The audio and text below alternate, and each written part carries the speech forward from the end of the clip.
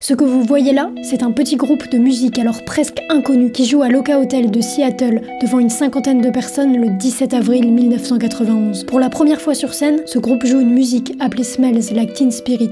Et ils ne le savent pas encore, mais ce morceau va changer à jamais l'histoire de la musique. Mais alors, comment l'a-t-il fait? Pour le comprendre, faisons un retour au début des années 90. Musicalement, les groupes dominants sont des groupes comme Guns N' Roses ou Bon Jovi, des rockstars qui vivent des vies de rockstars entre abus, alcool et sexe. Et puis à côté de ça, il y a Nirvana. Et le moins que l'on puisse dire, c'est que la musique et le style de Nirvana n'ont rien à voir avec les standards en place. Nirvana fait partie de la scène grunge et underground de Seattle. Ils écoutent Sonic Youth, Black Flag, jouent dans de minuscules salles rarement très éloignées de Seattle. Le groupe s'inscrit dans un mouvement de totale indépendance. Ni le matériel, ni les relations, ni même le talent ne sont à leurs yeux des conditions préalables pour faire de la musique. En tant que groupe, Nirvana a déjà démontré ses compétences dans son premier album, Bleach, sorti le 15 juin 1989, qui leur a permis de faire une première tournée de petite date. Au retour de cette tournée, le groupe recrute un nouveau batteur, après une succession d'échecs avec différents musiciens. Le groupe, alors au complet, composé de Kurt Cobain à la guitare et au chant, de Chris Novoselic à la basse et enfin de Dave Grohl à la batterie, s'attaque à la composition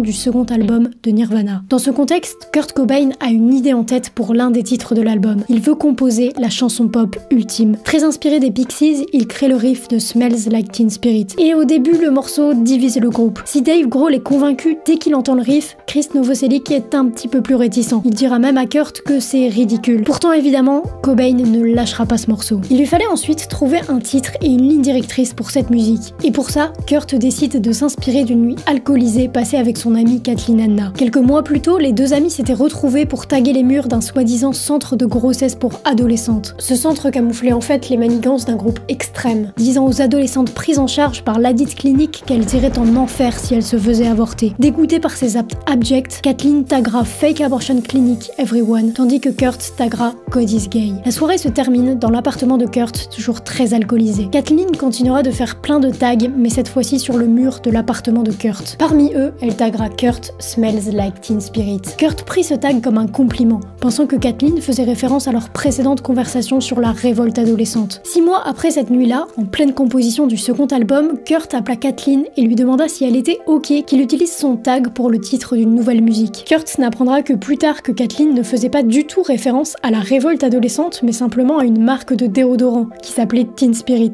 Mais ça, ce n'est que plus tard. En attendant, Kathleen accepte et Kurt nomme son nouveau morceau Smells Like Teen Spirit. Aujourd'hui encore, le sens réel des paroles de ce morceau est flou. Bien que l'inspiration pour écrire vient en grande partie de sa rupture avec son ex-petite amie, Kurt nie l'existence même d'un sens aux paroles de Teen Spirit. Dans une interview, il déclare même avoir dû écrire des paroles en dernière minute simplement par flemme. Toujours est-il que la phase de composition de l'album est à présent terminée. Il est maintenant temps pour le groupe d'enregistrer proprement chacune des maquettes. Pour cela, ils se rendent au Sound City Studio à Los Angeles et y rejoignent Butch Vig, leur producteur. Quand celui-ci lance la cassette sur laquelle sont enregistrées les démos, les premières notes qu'il entend sont celles de Smells Like Teen Spirit.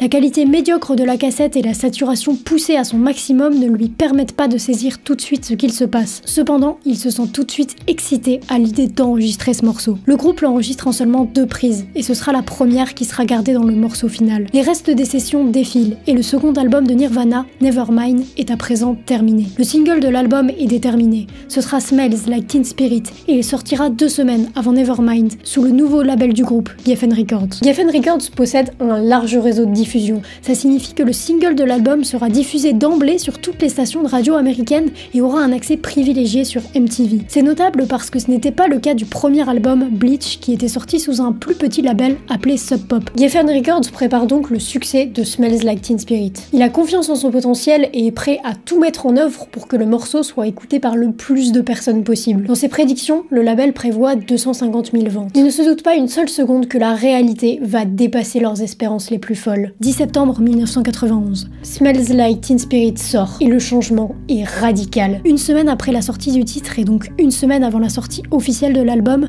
le groupe donne un concert au Beehive Record Store à Seattle et constate une foule, notamment d'adolescents, pourtant interdits de rentrer dans la salle. Le tournage du clip, quelques temps plus tard, provoquera le même style d'émeute, difficile à contenir. En bref, tout le monde a entendu Smells Like Teen Spirit et tout le monde l'adore. Le titre va dans les mois et années à venir atteindre des scores au-delà de toute espérance. Il détrône Michael Jackson dans le classement, devient numéro 1 dans de nombreux pays comme la France et la Belgique. Le succès fulgurant de Nirvana va très vite avoir des conséquences sur les autres groupes. Certains groupes comme Warrant se voient virer de leur label parce qu'ils ne sont entre guillemets plus à la mode. D'autres groupes signent dans de gros labels uniquement parce qu'ils ressemblent un peu à Nirvana ou bien simplement parce qu'ils viennent de Seattle. La scène grunge de Seattle, qui était jusqu'alors une niche connue de seulement quelques communautés, vient de définir à elle seule ce que sera le mouvement rock des années 90. Mais alors, pourquoi ? Qu'est-ce qui rend ce morceau aussi mémorable ? Qu'est-ce qui justifie une ascension aussi fulgurante ? Évidemment, il n'y a pas d'explication rationnelle, ni de formule magique. Si le titre avait une bonne base de départ grâce au label, personne ne pouvait prévoir que le titre allait à ce point changer le monde de la musique. Cela dit, deux éléments sont notables concernant les causes de son succès. Tout d'abord, l'accessibilité musicale de Teen Spirit. À l'époque, c'était le air metal qui dominait. Les groupes en place jouaient des morceaux complexes et chaque guitariste en herbe qui voulait se plonger dans l'apprentissage d'un morceau de leur idole devait y passer des nuits et des nuits.